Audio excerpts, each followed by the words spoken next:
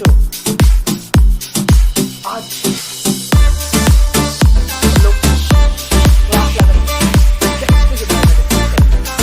चलो बच्चों, आज हम स्टार्ट करते हैं इंट्रोडक्शन टू केमिस्ट्री। तो बच्चों, सबसे पहले मैं आप लोगों को बता दूं, मैं हूं आप लोगों का सोनू सर। मैं आप लोगों को पढ़ाने वाला हूं class 11 chemistry.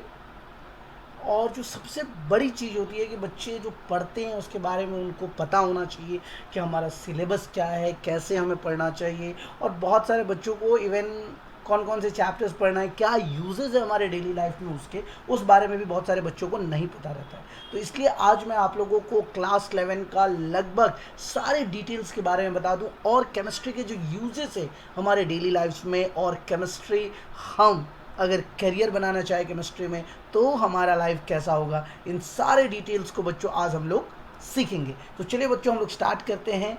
What is chemistry?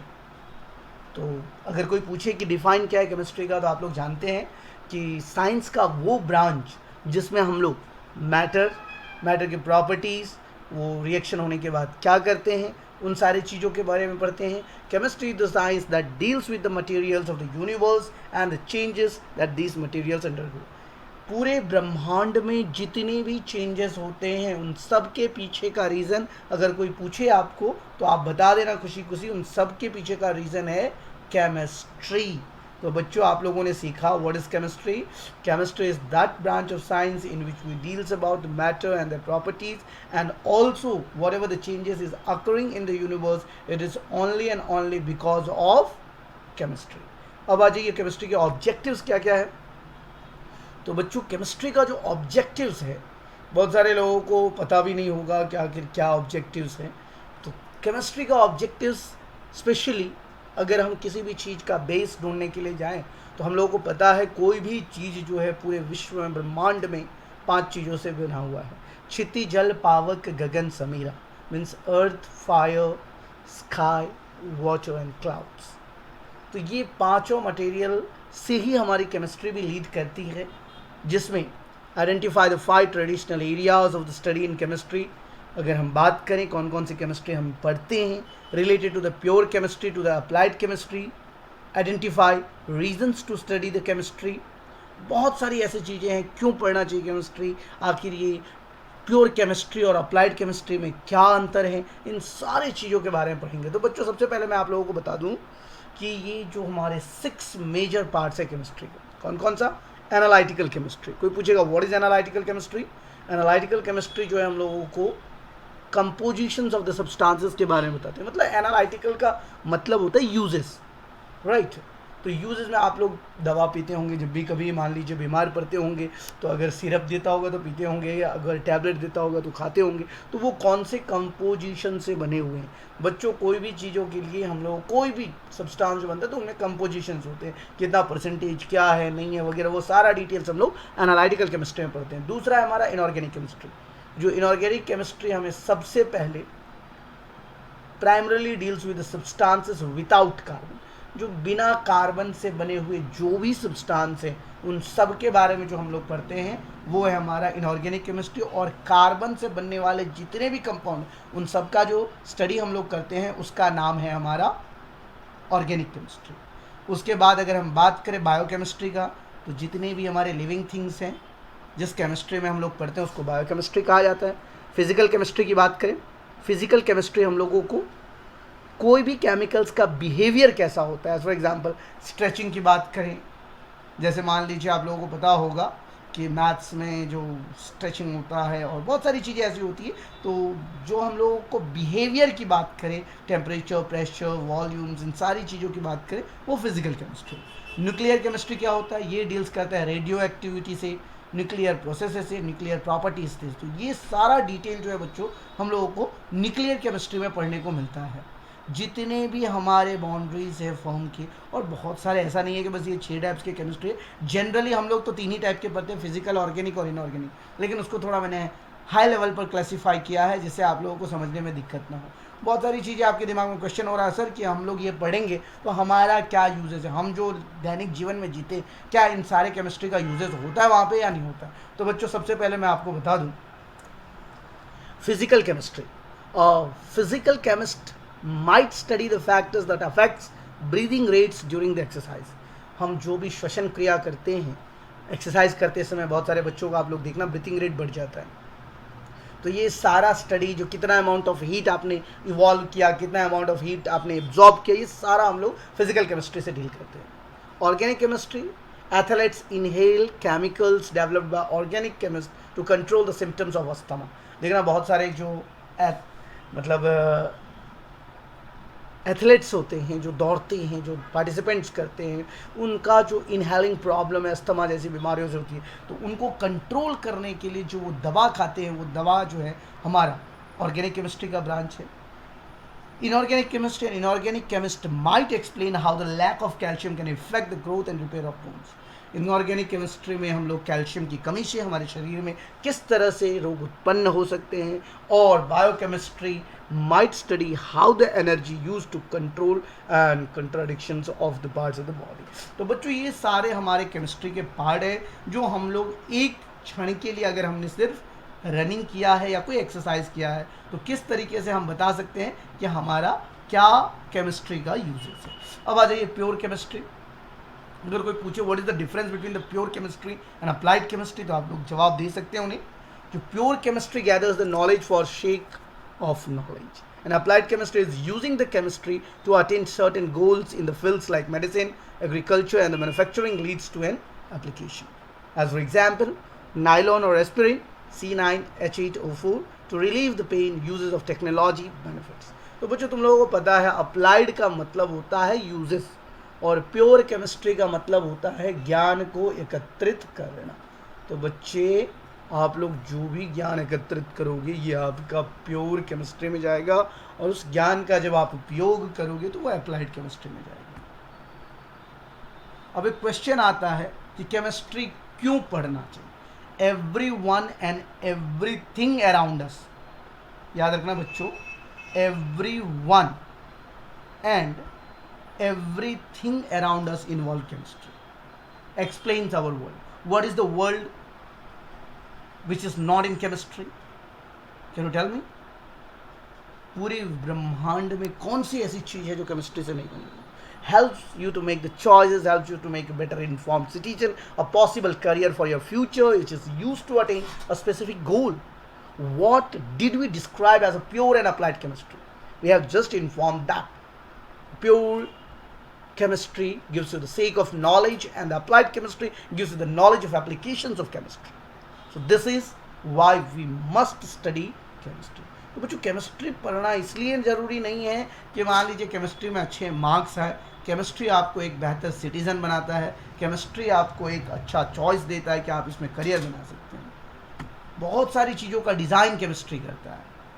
यहाँ पे आप देख रहे होंगे एक chemist design the material to fit specific needs, Velcro patented in 1955। Perfume, steel, ceramics, plastics, rubber, paints, non sticks, cooking utensils, बहुत सारी चीज़ों का निर्माण जो है हमारे केमिस्ट करते हैं।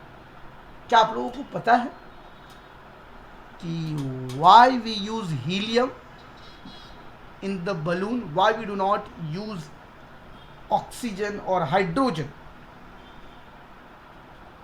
अगर हम हाइड्रोजन का भी यूज करें तो वो भी फ्लोट होता है एयर में, लेकिन हम लोग ये जो बलून्स आपकी स्क्रीन के ऊपर में दिख रहा है इसमें सिर्फ हीलियम गैस का यूज है। केमिस्ट्री आपको थिंकिंग स्किल देता है बच्चों, सिर्फ पढ़ना ही नहीं, एक स्किल जनरेट करना। देखो हो सकता है तुम नॉलेज के लिए पढ़ो, तुम मार्क्स के लिए पढ़ो, लेकिन अगर एक तुम्हारे अंदर एक स्किल हो जाएगा तो ये स्किल तुम्हें लाइफ में आगे काम देंगे। अब आ जाइए मेडिसिन एंड बायोटेक्नोलॉजी। मेडिसिन और बायोटेक्नोलॉजी में क्या होता है बच्चों, आप लोगों को पता होगा। मेडिसिन और बायोटेक्नोलॉजी में हम जितने भी मटेरियल्स डॉक्टर्स को सप्लाई करते हैं जो पेशेंट को ट्रीटमेंट के लिए यूज़ करते हैं, जैसे विटामिन सी, पेनिसिलिन, एस्पिरिन, इन सब का केमिकल फार्मूलाज आपको आते हैं, कैसे स्ट्रक्चर्स होता है, उन सब के बारे में आपको नॉलेज होता है। Materials for artery transplants and hip bones, bacteria producing insulin, इन सारी चीज़ों का ज्ञान आप लोगों को मेडिसिन एंड बायोटेक्नोलॉजी में केमिस्ट्री देता है बच्चों। अगर आप एक ग्राफ बनाने की कोशिश करेंगे कि भाई कौन से साल में क्या हुआ नहीं हुआ, तो आप यहाँ पर एक स्क्रीन पे देख रहे होंगे कि अगर पूरा कंक्लूजन किया गया, कैलकुलेट किया गया 1970 में कि कितना परसेंटेज चिल्ड्रन जो है they are elevated lead levels in 1970, calculating the percentage point equal to 2 lakh children. How many children had elevated lead levels in 2000? Drawing conclusion explain the dramatic drops in the percentage of children affected by lead poisoning between the 1980 and 1988. 1980 और 88 के बीच में कितने बच्चों का lead से मृत्यु हुआ था, इसका एक ग्राफ आपके सामने है। तो ये जैसे लेड को जैसे पता चला कि भाई लेड से मतलब हमारे बच्चों को खतरा है, हमारे पूरे पब्लिक को खतरा है, तो तुरंत ही उसके बाद पूरे यूएस में लेड को बैन कर दिया गया। अगर आपको याद होगा, आप अपने सीनियर्स को पूछना कि after when the lead was banned in the gasoline and public water where it supply the system, the less lead entered into the environment. एक बहुत फ़र्क देखने को मिला। तो ये होता है बच्चों केमिस्ट्री। आप लोग कहते हो ना कि केमिस्ट्री क्या होगा केमिस्ट्री पढ़ के, तो ये होता है केमिस्ट्री पढ़ के बच्चों। एनवायरनमेंट में आप लोगों को पता है कि जितने भी पॉल्यूटेंट्स हैं उसको कैसे लीड करना है। जैसे आप लोगों को ग्लोबल वार्मिंग के बारे में पता होगा, ओजोन लेयर डिप्लीशन के बारे में पता होगा। The environment both risk and benefits involve in discoveries. Pollutants need to be identified and prevented. Lead paint was prohibited in 1978, but leaded gasoline drinking waters. Carbon dioxide, ozone and global warming, इन सारी चीज़ों का ज्ञान हम लोग को environmental chemistry में मिलता है। तो बच्चों जब आप एनवायरमेंटल केमिस्ट्री के बारे में पढ़े थे तो आप लोगों को मैं फिर से बता दूं कि यहाँ पर आपने देखा कि हमारे लिए क्या ज़रूरी है, किस चीज़ को बैन करना चाहिए और किन चीज़ों से हमारे ब्रह्मांड को खतरा है। The universe need to gather data from afar and analyse matter brought back to earth. Compositions of the planets, analyse the moon rocks, planets atmosphere, life on the other planets. बच्चों ये मत सोचना कि नासा वाले को chemistry की ज़रूरत नहीं है। बच्चों कहीं भी आप जाओगे तो केमिस्ट्री की ज़रूरत पड़ेगी ही पड़ेगी, क्योंकि आप देख रहे हैं यहाँ पर कि अगर आप मून पे भी जाते हो तो उसके रॉक्स के अंदर में कौन कौन से मिनरल्स हैं, उन सब का डिटर्मिनेशन आपका केमिस्ट्री के थ्रू ही होगा। अब आ जाइए कि व्हाट आर दिस ऑब्जेक्टिव्स, आखिर साइंटिफिक अप्रोच क्या है इनके problem. To recognise the steps scientist use in solving the problems, that is chemistry. The word chemistry comes from alchemy practiced in China and India since 400 BC. Alchemy has two sides, practical and mystical. Practical techniques for the working with the metals, glass, dyes, etc. And mystical concepts like perfection. Gold was a perfect metal. तो बहुत सारी चीज़ों का इस तरह से study किया गया था बच्चों। कितने लोगों को इतिहास भी नहीं पता होगा कि केमिस्ट्री वर्ड कहाँ से आया था और कब आया था। तो बच्चों ये एक आप लोगों के लिए बढ़िया नॉलेज है कि 400 BC में, कब 400 BC में चाइना और भारत इन दोनों ने दो तरह का केमिस्ट्री बनाया था, प्रैक्टिकल और मिस्टिकल। प्रैक्टिकल में जो आपको मेटल, ग्लास, डाइज इन सब के बारे में कैसे टेक्निक्स यूज होते हैं उसके बारे हम लोगों को सीखने को मिला। और मिस्टिकल जो है हम लोगों को कंसेप्ट दिया कि गोल्ड जो है एक परफेक्ट मेटल है। In the 1500s, a shift started from alchemy to science. King Charles II was supporter of the sciences. Royal Society of London, for the promotion of natural knowledge, encouraged the scientists to use more experimental evidence and not philosophical debates. जानते हो बहुत लोग philosophy से अपने आप को prove करना चाहते हैं, लेकिन पुराने ज़माने में जो राजा महाराजा हुआ करते थे, जैसे आप देख रहे हैं नाम यहाँ पर रॉयल सोसाइटी ऑफ लंदन, वहाँ पे भी नेचुरल नॉलेज को प्रमोट किया गया। 1500 BC में आप लोगों को पता होगा किंग चार्ल्स ने साइंस को सपोर्ट किया था और उन्होंने इनकरेज किया कि साइंटिस्ट को आप लोग ज़्यादा से ज़्यादा एक्सपेरिमेंट कीजिए, फिलॉसफी मत जारिए, एक्सपेरिमेंट कीजिए ताकि आने वाले सिटीजन्स को नॉलेज मिल सके, कि वो अपने प्रॉब्लम को रिकॉग्नाइज कर सके कि आखिर क्या पर्पस है। अगर कोई हाइपोथेसिस सोचता भी है तो उस पॉसिबल का सॉल्यूशंस क्या होगा, उसके एक्सप्लेनेशंस के बारे में बताइए। Decide which solution is best for performing experiment. इन सब चीज़ों के बारे में आप विचार कीजिए, इन सब चीज़ों के बारे में आप तथ्य बताइए।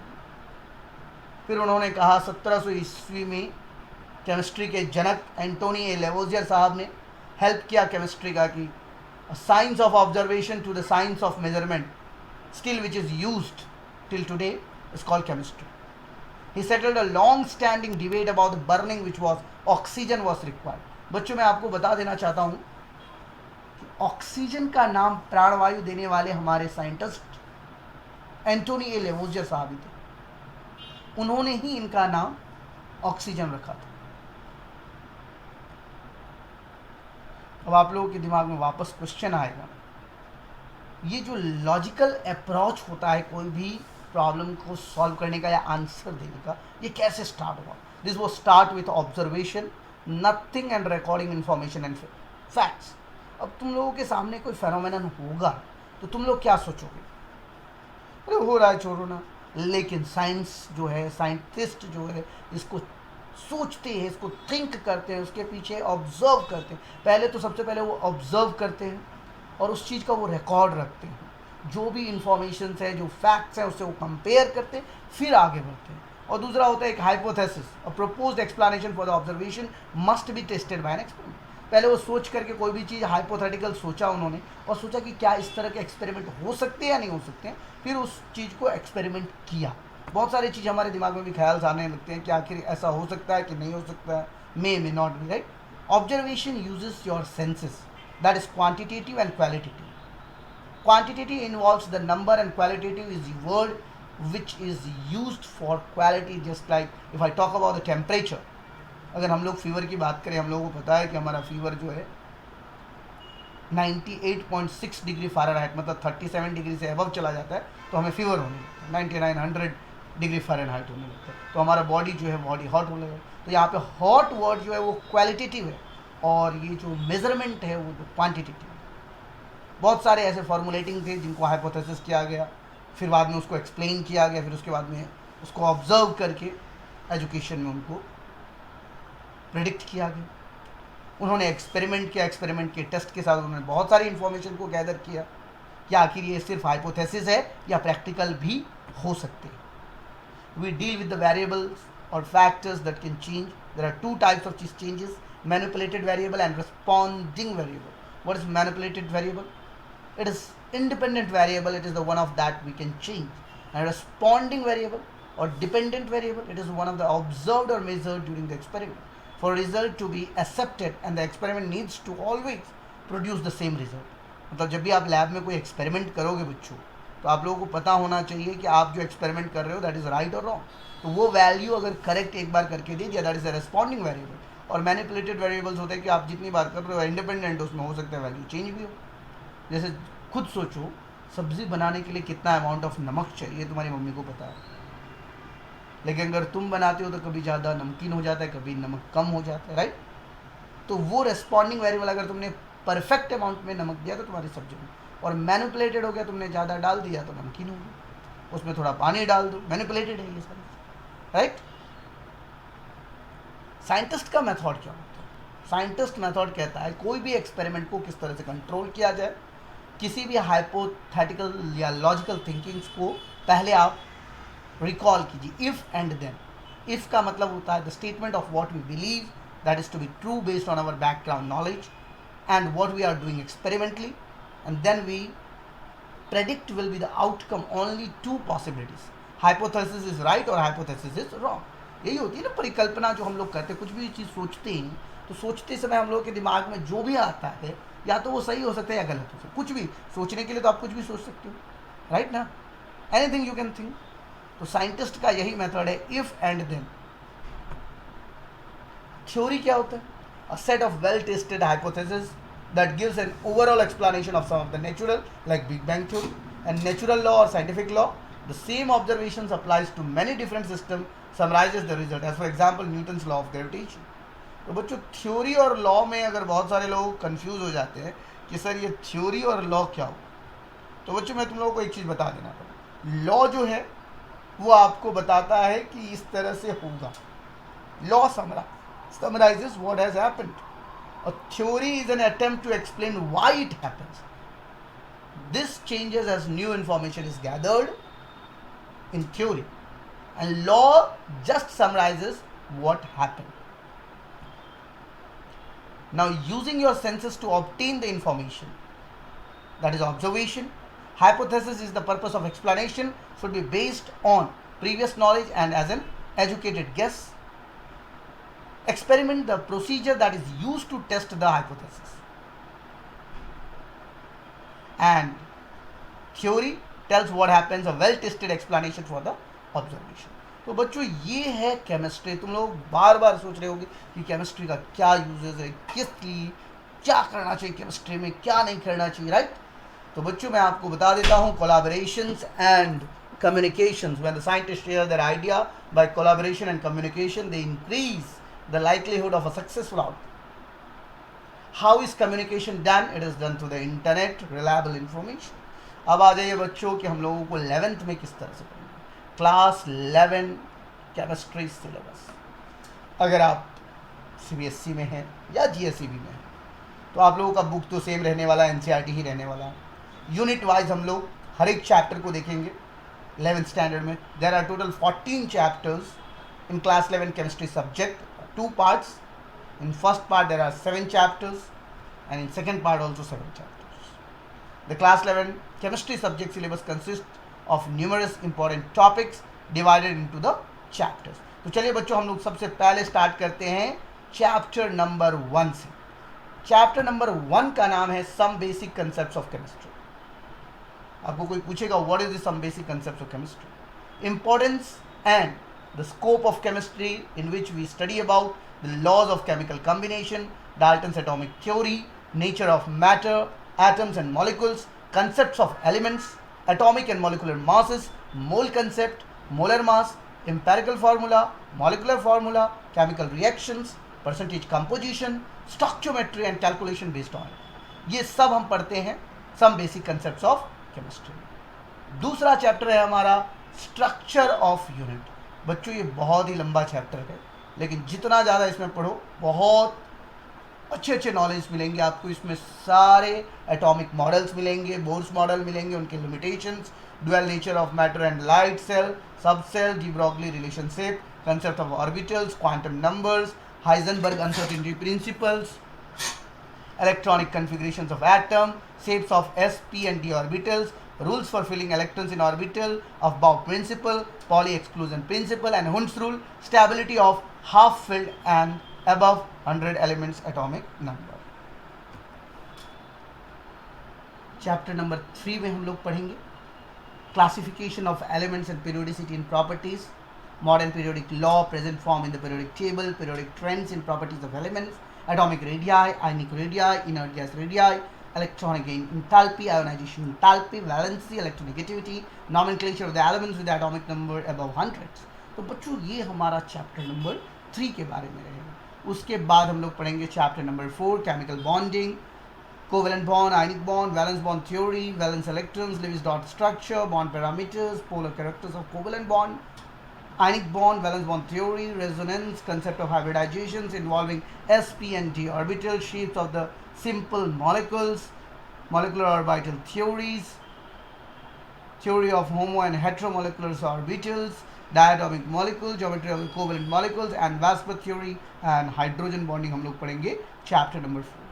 चैप्टर नंबर 5 जो स्टेट्स ऑफ मैटर है, इसमें हम लोग पढ़ेंगे बच्चों states of matter, types of bonding, intermolecular interactions, melting and boiling points, role of gas laws in elucidating the concepts of the molecules, Avogadro number, Boyle's law, Charles' law, Gay-Lussac's law, ideal behavior, Avogadro's number, ideal gas equations, empirical derivations of gas equation, derivations from ideal behavior, critical temperature, kinetic energy and molecular speed, liquid states, liquefations of the gases, vapor pressure, viscosity and the surface tension. ये हम लोग पढ़ेंगे chapter number 5. Chapter number 6 में आ जाइए जिसका नाम है thermodynamics. नाम तो आपने बहुत पहले भी सुना होगा, राइट. इसमें concepts of system, types of system, surrounding, extensive intensive property, state function, work, heat, energy, laws of thermodynamics, solution and dissolutions, heat capacity, specific heat, internal energy, enthalpy, a measurement of delta U and delta H, Hess law of constant heat summation, combustion formation, atomization, sublimation, phase transformation, ionization, enthalpy of bond dissociation, entropy as a state function, Gibbs energy change for spontaneous and non-spontaneous process, criteria for equilibrium. Chapter number 7 है हमारा equilibrium, दो part में, chemical equilibrium, ionic equilibrium. इसमें हम लोग पढ़ेंगे dynamic nature of equilibrium, equilibrium in physical and chemical processes, equilibrium constant, factors affecting the equilibrium, Le Chatelier's principle, law of mass action, ionic equilibrium, ionisation of acid and base, ionisation of polyacid base, strong and weak electrolytes, degree of ionisation, acid strength, solubility product, concept of pH, Henderson equation, hydrolysis of salt, common ion effect and buffer solution. ये पढ़ेंगे हम लोग chapter number 7. Chapter number 8 है हमारा redox reaction, concept of oxidation, reduction, redox reaction, उसके types, balancing, oxidation number, loss and gain of electrons, exchange of oxidation number, redox reactions के application. उसके बाद 9th चैप्टर है हमारा हाइड्रोजन.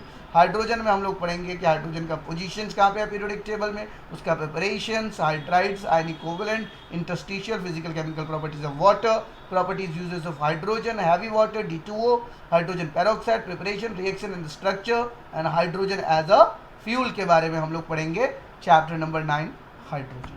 10 जो है हमारा एस ब्लॉक एलिमेंट, जिसमें अल्कली और अल्कलाइन अर्थ मेटल्स के बारे में हम लोग पढ़ेंगे, जिसमें आप लोग को general introduction, electronic configurations, occurrence, anomalous property of lithium and beryllium, diagonal relationship, types in chemical reactivity with oxygen, water, hydrogen and halogens, preparation and properties of some important compounds like calcium oxide, calcium carbonate, their industrial uses, biological importance. ये सारा हम पढ़ेंगे alkali and alkaline earth metal, s block elements. उसके बाद है हमारा p block elements. P block elements में हम लोग general electronic configurations, introductions, oxidation state, variations of properties, trends in chemical, ये सारा पढ़ेंगे हम लोग पी ब्लॉक एलिमेंट्स में. और पी ब्लॉक एलिमेंट्स जो है बच्चों, जिसमें सिर्फ और सिर्फ दो, ग्रुप नंबर 13 और ग्रुप नंबर 14 हम लोग पढ़ेंगे 11th स्टैंडर्ड, और बाकी सारा पढ़ेंगे हम लोग 12th स्टैंडर्ड में. उसके बाद आ जाइए चैप्टर नंबर 12 जो हमारा ऑर्गेनिक केमिस्ट्री है, जिसमें हम लोग बहुत सारी चीज़ें सीखने को मिलेगा. General introduction, qualitative quantitative analysis, methods of purifications, electronic displacement as a covalent and classification, IUPAC nomenclature, inductive effect, electronic effect, resonance and hyper conjugation, homolytic heterolytic fusion of a covalent bond, carbocations, carboanions, electrophiles, nucleophiles, free radicals और types of organic reaction हम लोग पढ़ेंगे chapter number 12 में. Chapter number 13 है hydrocarbon बच्चों. Chapter number 13 में जो पढ़ोगे that's a very very important thing, aliphatic hydrocarbons, alkanes, alkenes और alkynes, preparation, physical chemical properties, aromatic hydrocarbon, physical chemical properties, IUPAC nomenclature, isomers और इसके यूजेस. और लास्ट चैप्टर जो होगा बच्चों वो है हमारा एनवायरमेंटल केमिस्ट्री. एनवायरमेंटल केमिस्ट्री में हम लोग pollutions, chemical reactions, atmosphere ozone, reactions, depletions of ozone layer, smoke, major atmospheric pollutants, acid rain, green house effect, global warming, industrial waste, green chemistry for reducing pollution and control of environmental. अब आप लोगों को ये 14 chapter का mark distribution कैसे होगा बच्चों मैं वो बता देता हूँ. सबसे पहले आप लोग देख लीजिए कि चैप्टर वाइज मैंने दिया है, यूनिट वाइज. फर्स्ट और सेकेंड चैप्टर को मिला करके 14 मार्क्स, थर्ड चैप्टर 4 मार्क्स, 4, 5 और 6 चैप्टर, 4, 5, 6, 7 चार चैप्टर को मिला करके 21, 8, 9, 10, 11 को मिला करके 16, 12, 13, 14 को मिला करके 18. टोटल 70 मार्क्स का आप लोगों का एग्जाम होगा. तो ये था बच्चों क्लास 11 केमिस्ट्री. जैसे कि आप लोगों ने देखा कि किस तरह से हमें केमिस्ट्री पढ़ना चाहिए. मैंने स्टार्टिंग में ही आपको बताया कि क्या सिलेबस है, क्या पढ़ के फ़ायदा होगा, ये सारी चीज़ें आप लोगों को मिलना चाहिए. थैंक यू फॉर वॉचिंग बच्चों. अगर आप लोगों को ये वीडियो अच्छा लगा होगा तो लाइक और सब्सक्राइब करें, अपने दोस्तों के साथ भी शेयर करें. Thank you very much. Have a great day ahead.